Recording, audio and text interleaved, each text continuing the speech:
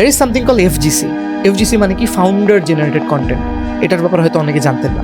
Founder generated কন্টেন্টের ক্ষেত্রে যখন একটা ফাউন্ডার তার ব্র্যান্ডের ব্যাপারে কথা বলছে, তার মানে কি সবারই এখন হারিনাটস দিয়ে তৈরি করতে হবে? আমাদের সমস্যা হচ্ছে আমরা একদম এক্সট্রিমে দৌড়াই।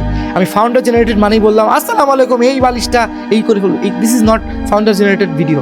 বোটের যেই ফাউন্ডার আমান গুপ্তা শার্ক ট্যাঙ্কে যাওয়ার পরে বোটের সেল কিন্তু অনেক বেড়েছে।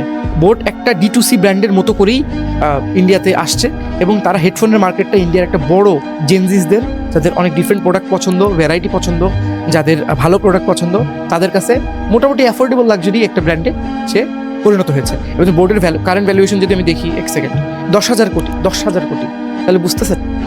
সো এইভাবেই আমাদের আসলে চিন্তা করতে হবে যে আমাদের ফাউন্ডার যেন এমন একটা জায়গাতে থাকে যেখানে আমি ওইটাকে বেচতে পারবো। ঠিক আছে?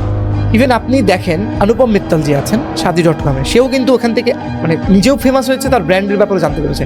আমি বাংলাদেশে বসা একটা ছেলে, আমি কিভাবে Shaadi.com সম্পর্কে জানবো? Because of the personal branding এবং ওই যে এফজিসি, ফাউন্ডার জেনারেটেড ভিডিও।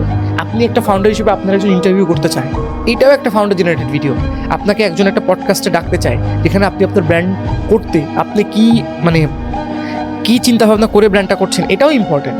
আপনার স্টোরিটা ওই পডকাস্টে যদি কেউ বলে, ওই স্টোরিটা শোনার পর অনেক মানুষ দেখবেন আপনার ওখানে আসবে এবং এটা আশা কখনো আটকাবে না, কারণ সেখানে আপনাকে সে মানুষ টু মানুষ বিশ্বাস করেছে।